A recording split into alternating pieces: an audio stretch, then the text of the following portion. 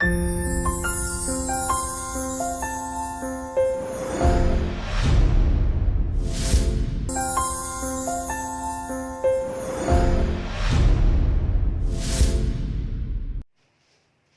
भारत मित्रों, एजुकेशन में आप सभी का स्वागत है। और मैं विक्रमादित्य आज आपके लिए ज्योग्राफी का 5th पार्ट लेकर के आया हूँ।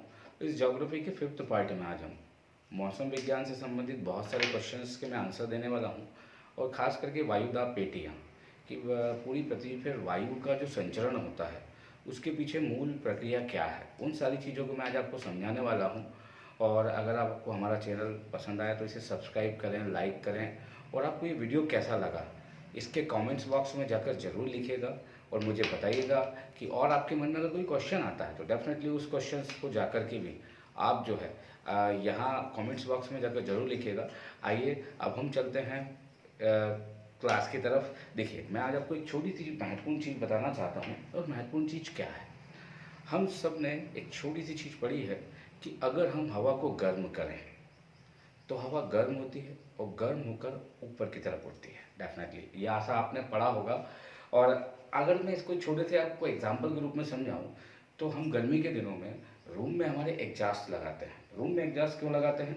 उसमें रूम में एग्जॉस्ट लगाने का कारण ये होता है कि जो कमरे की गर्म हवा है वो गर्म हवा ऊपर की तरफ उठती है और फिर वो एग्जॉस्ट उस गर्म हवा को रूम के बाहर की तरफ फेंक देता है, जिससे हमारा कमरा वापस ठंडा हो जाता है। ऐसा कि ऐसा हमारे यहाँ पर भी, पृथ्वी पर भी होता है। अब पृथ्वी पर ये क्यों होता है, किस लिए होता है? ये सूर्य की स्थिति के कारण होता है। और सूर्य की स्थिति के कारण ये एक विशेष प्रक्रिया के द्वारा होता है। और कल जैसा कि मैंने आपको पिछली क्लास में बताया था, पिछली क्लास में हमने एक बहुत महत्वपूर्ण चीज़ पढ़ी थी।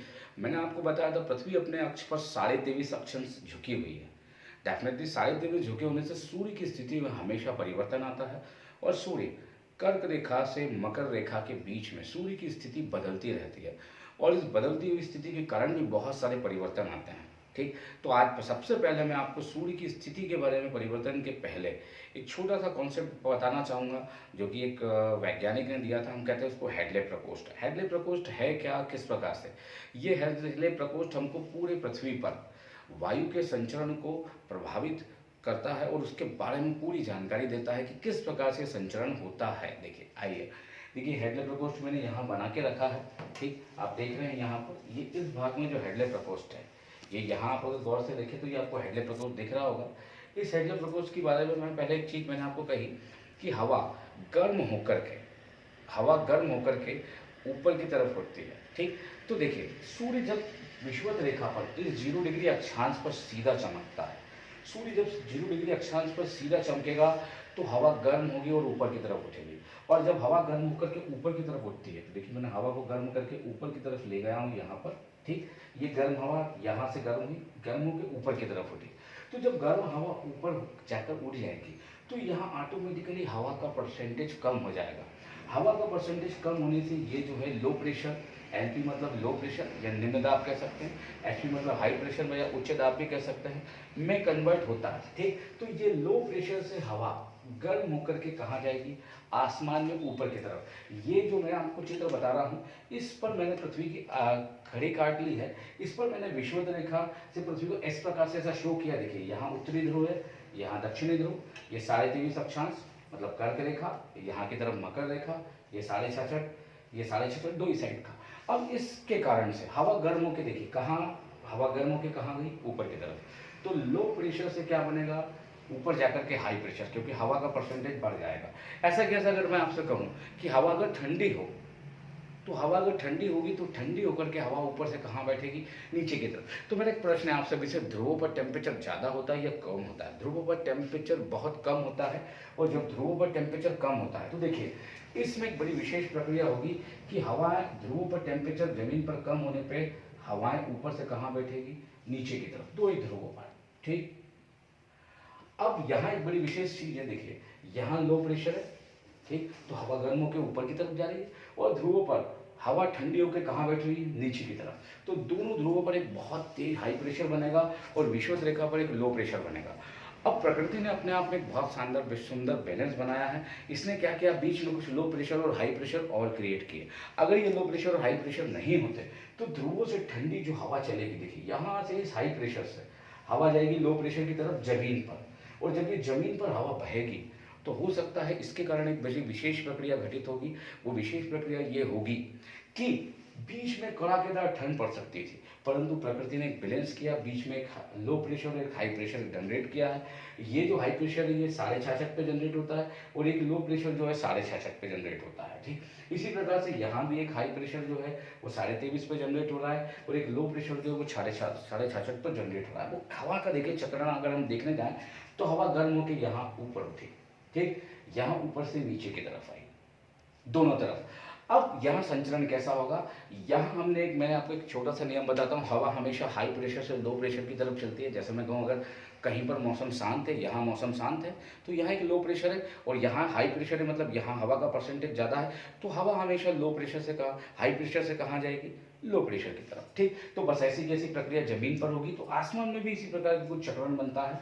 देखिए, तो इस लो प्रेशर को, ये यहाँ जो लो प्रेशर जनरेट हुआ है, इस लो प्रेशर को भरने के लिए जमीन पर हवा चलेगी, और ये हवा हाई प्रेशर से लो प्रेशर पर आएगी, क्योंकि यहाँ टेम्परेचर ज़्यादा है, तो फिर ये हवा गर्म होकर कहाँ उड़ जाएगी, ऊपर की तरफ। ऐसे 0 डिग्री के दोनों तरफ से काम होगा, और इस 23.5 से भी अक्षांश से भी, और दोनों तरफ कर्क और मकर रेखा से हवाएं विषुवत रेखा की तरफ चलेगी, और ये लो प्रेशर से हवाएं ऊपर की तरफ जाएगी। ठीक, अब दूसरी तरफ हम इसका जमीन का चक्रण और देखते हैं। ये जमीन की सतह पर बनाया है मैंने। ठीक, इस हाई प्रेशर से हवा एक साइड विषुवत रेखा की तरफ जाती है, तो दूसरी तरफ 66.5 की तरफ भी जाएगी, और 66.5 की तरफ जब जाएगी तो यहाँ भी लो प्रेशर को भरने के लिए जाएगी। ऐसे ध्रुवों पर हाई प्रेशर है, तो हाई प्रेशर से हवा चलेगी लो प्रेशर की तरफ। ठीक, इस प्रकार से हम देख सकते हैं कि ये हवा का चक्रण ऐसा होगा। फिर यहाँ पर हम दूसरी तरफ देखने जाएं तो यहाँ हाई प्रेशर से लो प्रेशर की तरफ हवा जाएगी, और यहाँ भी हाई प्रेशर से लो प्रेशर, ध्रुवों से इस लो प्रेशर 66.5 पर हवा आने वाली है। इस प्रकार से मैंने आपको जमीन का चक्रण बताया। अब दूसरी तरफ हम देखते हैं ऊपर की तरफ की चक्रण। देखिए, अब यहाँ लो प्रेशर, तो ये लो प्रेशर से जब हवा गर्म होकर ऊपर उठी, तो इस लो प्रेशर से भी गर्म हवा होकर कहाँ जाएगी, ऊपर की तरफ। ठीक, इस लो प्रेशर से भी हवा गर्म होकर कहाँ जाएगी, ऊपर की तरफ। मतलब ऊपर के वायुमंडल में भी एक हाई और एक लो की एक परत बनती है। अब ये हाई लो की जो परत बनती है किस प्रकार से काम करेगी, देखिए यहाँ एक हाई प्रेशर है, तो इस हाई प्रेशर से हवा चलेगी यहाँ लो प्रेशर की तरफ, इस हाई प्रेशर से यहाँ लो की तरफ। ठीक, और इस हाई से यहाँ लो की तरफ, और यहाँ लो की तरफ। ठीक, हमेशा हाई प्रेशर से हवाएं लो प्रेशर की तरफ चलेगी।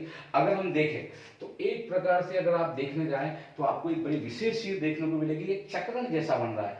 अब इस चक्रण की एक विशेषता बताता हूं कि जब हमने एक बड़ी विशेष चीज देखी कि लो प्रेशर से हवा कहां जा रही, हाई प्रेशर की तरफ, तो लो प्रेशर ऊपर की तरफ बनता है, तो लो प्रेशर नीचे की तरफ हवा ठंडी होकर बैठती है। तो यहाँ 23.5 पे आप देख रहे होंगे, यहाँ 23.5 पे ऊपर की तरफ लो प्रेशर है। क्यों है, यहाँ ही प्रेशर है क्योंकि हवा ठंडी होकर ऊपर से कहाँ बैठ रही है, नीचे की तरफ। ठीक, और यहाँ ये चक्रण पूरा होता है, और इस प्रकार से पूरी पृथ्वी पर चक्र के द्वारा हवा एक स्थान से दूसरे स्थान पर ट्रांसफर होती है। देखिए, अब इस अगर ध्रुव से एकदम ठंडी हवा विषुवत रेखा तक सीधी तक जाती, तो सीधे जाने के कारण एक सबसे बड़ी जटिल समस्या उत्पन्न होती। इतनी ठंडी शीत लहर चलती जिससे पानी तक जम जाता, परंतु ये हवा डायरेक्ट न जाकर के यहाँ हाई प्रेशर से लो प्रेशर पे जाती है, यहाँ से ऊपर की तरफ उठती है, फिर यहाँ इस लो प्रेशर पे, यहाँ से नीचे, फिर यहाँ। ठीक, ऐसी गर्म हवा जो है यहाँ जाती है, यहाँ से ऊपर से नीचे, नीचे से ऊपर। इस प्रकार से अगर हम देखने जाएं तो इस प्रकार से एक चक्रण बनता है, जिससे कि पृथ्वी ना तो अत्यधिक गर्म होती है और ना अत्यधिक ठंडी होती है, जिससे पृथ्वी पर एक बैलेंस बना रहता है। और इसी बैलेंस को जो हेडलाइन ने समझाया था, अब ये पूरी प्रक्रिया मैं आपको जो है इस पृथ्वी के मैप पर समझाना चाहूँगा। अभी हमने इसको वायुमंडल के सापेक्ष देखा। ये जो था, ये परत जो मैंने ऊपर की तरफ बनाई थी, ये परत जो है, ये परत की एक विशेषता थी कि ये परत ऊपर के वायुमंडल के में घटने वाली घटनाएं थी, और ये जमीन की सतह पर घटने वाली घटनाएं थी। अब दूसरी तरफ अगर हम बात करें तो मैंने इस पूरे चित्र को जो है, यहाँ देखिए एक लो प्रेशर, ये बिल्कुल देखिए ये 0 डिग्री पे अगर आप देखने जाएं तो मैंने एक लो प्रेशर क्रिएट किया है यहाँ की तरफ, ये लो प्रेशर आप सभी को देख रहा होगा। ठीक, इसके बगल में 23.5 पे एक हाई प्रेशर है, फिर इसके बगल में एक लो प्रेशर है, और इसके बगल में एक हाई प्रेशर है। ठीक, फिर ऐसा कैसा सेम टू सेम उत्तरी गोलार्ध में जैसा था वैसा कि वैसा दक्षिणी गोलार्ध में भी है। ये इस प्रकार से हाई प्रेशर और लो प्रेशर का एक मैंने बैलेंस बनाया है। मतलब यहाँ पृथ्वी की सतह को मैं डिफाइन करूंगा कि यहाँ हवाएं कैसी चलती हैं।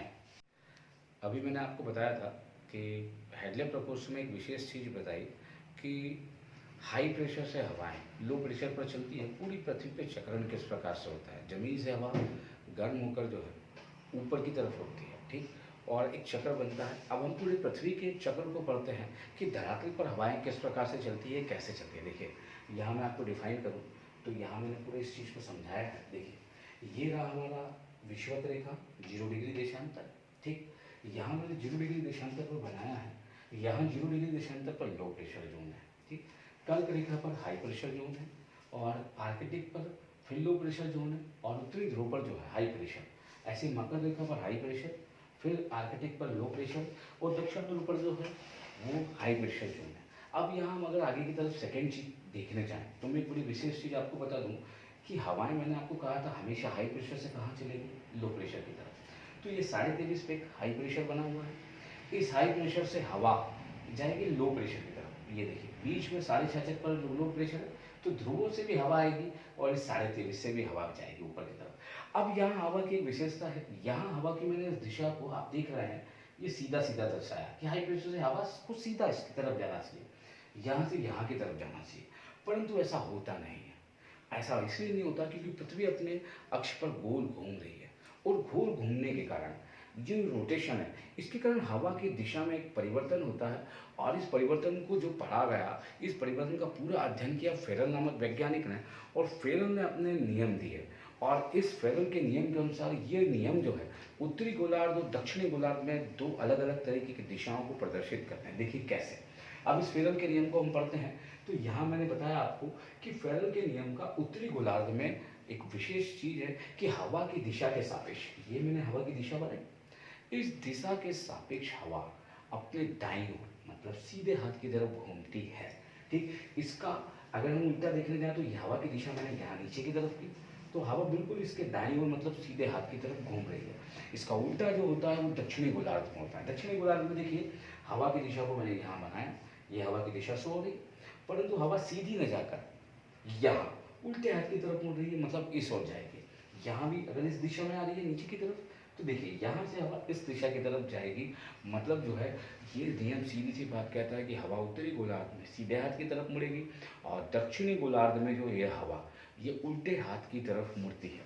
अब इसी को अगर हम यहाँ शो करें तो मैंने हवा को पूरा यहाँ डिफाइन किया। देखिए ये बनाया मैंने, बीच का एक क्षेत्र बनाया डोल्टन क्षेत्र। इस डोल्टन क्षेत्र की एक विशेषता बता दूं, ये डोल्टन क्षेत्र विषुवत रेखा के दोनों ओर 5-5 अक्षांश में पाया जाता है और इस अक्षांश की विशेषता है कि यहाँ हवा गर्म होकर तेजी से ऊपर की तरफ उठती है और यहाँ हमेशा बारिश होती रहती है। क्यों? क्योंकि इसका बहुत सारा हिस्सा समुद्र में पाया जाता है, ठीक। तो एक सबसे बड़ी विशेषता यही है इस डोल्टन की कि यहाँ हवाएं नहीं चलती हैं, परंतु ये जो क्षेत्र है ये पूरा लो प्रेशर का क्षेत्र होता है।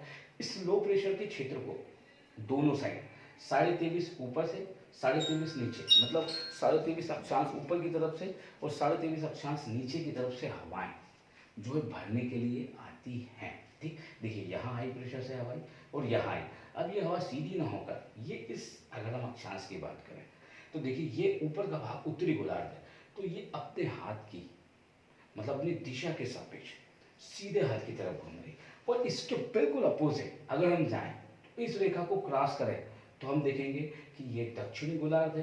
दक्षिणी गोलार्ध में ये हवाएं उल्टे हाथ की तरफ घूमी और उत्तरी गोलार्ध में ये हवाएं सीधे हाथ की तरफ घूमी। ऐसा ही ऐसा यहाँ इस हाई प्रेशर पर अगर देखने जाए तो आप यहाँ देखिए ये हवा यहाँ जा रही है और इसको सीधे हाथ की तरफ घूमना चाहिए, मतलब इस ओर घूमी।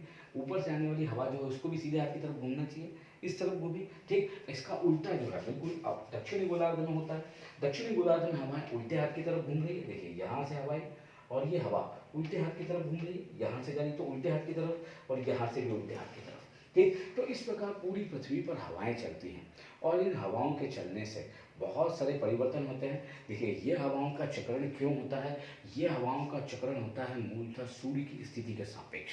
सूर्य की स्थिति मतलब ये जो लो प्रेशर जोन है, ये लो प्रेशर जोन हमेशा सूर्य के सापेक्ष चलता है, ठीक। इसको मैं आपको अगली क्लास में, अगले वीडियो में, जो हमारा अगला वीडियो आने वाला है उसमें बताऊंगा कि पृथ्वी पर किस प्रकार से मौसम में परिवर्तन आता है, भारत में जो है मानसूनी वर्षा कैसे होती है, क्या होती है। परंतु यहाँ एक छोटी सी चीज़ हमको जो समझना है यही कि ये हवा जो है लो प्रेशर जोन से देखिए यहाँ लो प्रेशर जोन है, तो हवा यहाँ से यहाँ तक आ रही है।